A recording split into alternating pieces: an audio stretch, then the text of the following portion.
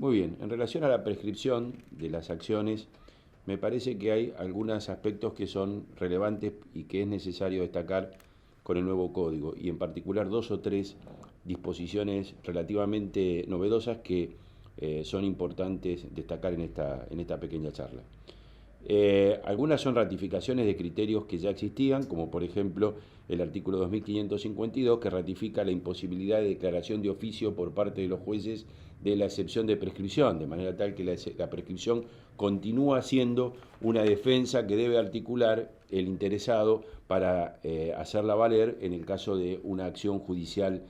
en su contra. Una modificación importante que tiene el código es el artículo 2541, que modifica el plazo de suspensión previsto en el artículo 3986. Ahora, el plazo de suspensión es solamente de 6 meses y no de un año como en la anterior norma. Y hay una cláusula que podríamos decir un artículo de carácter casi transitorio, el del 2537, que tiene que ver con el problema de la modificación de la prescripción conforme el código anterior y el nuevo código cuando se opera. Es decir, cuando una acción se consolidó y comenzó el plazo de prescripción con anterioridad al actual código, y el nuevo código o modifica el plazo de prescripción o, en el caso de que se hubiera interpelado conforme el viejo 3986, ¿qué pasa con el año de prescripción del anterior código y qué pasa con los 6 meses de prescripción del nuevo código? En este sentido hay una regla muy simple para interpretar la normativa, y es que siempre en conflicto entre el código anterior y el código nuevo, la prescripción opera en el plazo menor.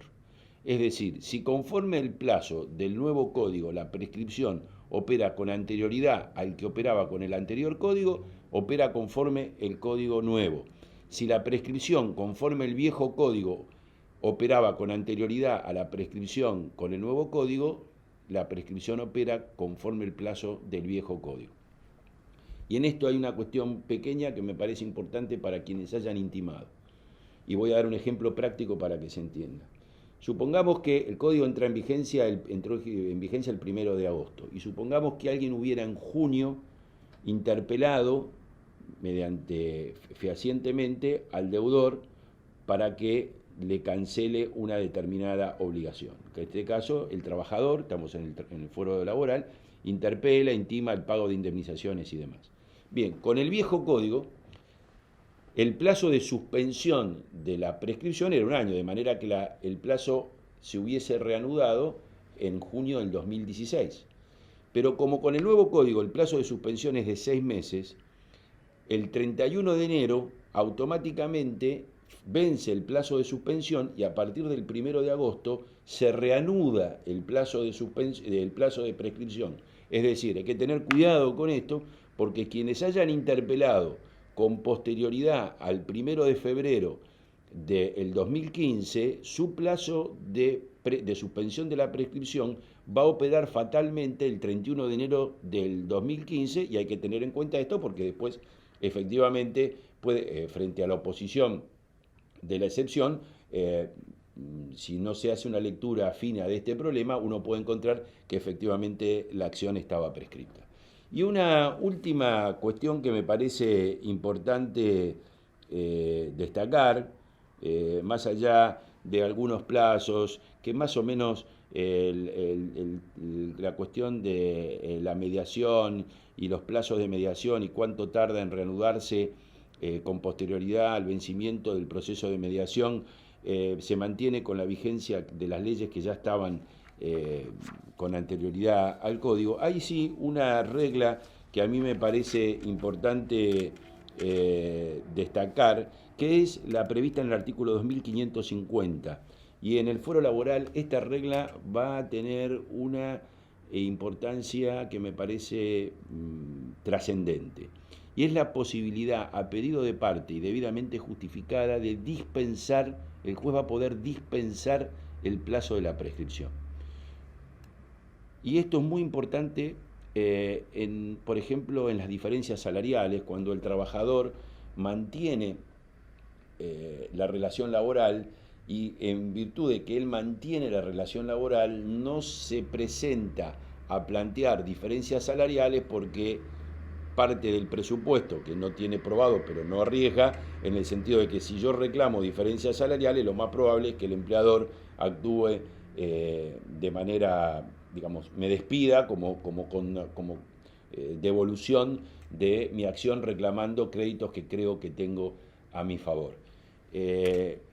Esto ha sido históricamente en las modificaciones de la ley de contrato, empezando por el proyecto Cornalia del 87, ha sido siempre una discusión si había que ampliar el plazo de prescripción cuando hubiera este tipo de obligaciones de carácter periódico que generan créditos en favor del trabajador y que el trabajador no reclama debido a que se encuentra vigente la relación laboral. Debidamente fundado, y me parece que el presunto temor del trabajador de sufrir una represalia derivado de su reclamo no es un fundamento irrazonable, puede justificar que el juez dispense el plazo de prescripción ampliando, por lo tanto, los periodos que van a ser finalmente objeto de reclamo judicial y de reconocimiento de las diferencias que puedan corresponder. Y una última cuestión es muy breve, es el problema del plazo de prescripción con relación a los accidentes de trabajo en base a la ley civil.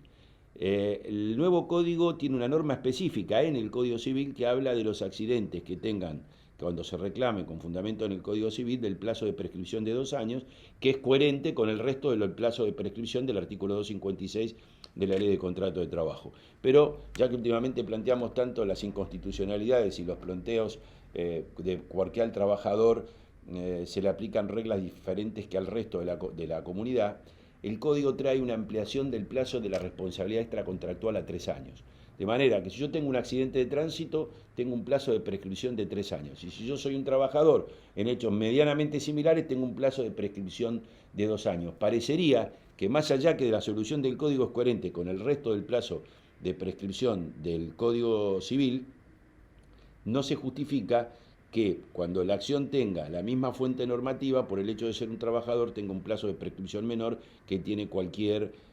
otro ciudadano. Mucho más cuando la tendencia, solamente convalidada por ahora en la Ciudad de Buenos Aires, de la ley 20.773, es otorgarle la competencia a los jueces civiles de las reparaciones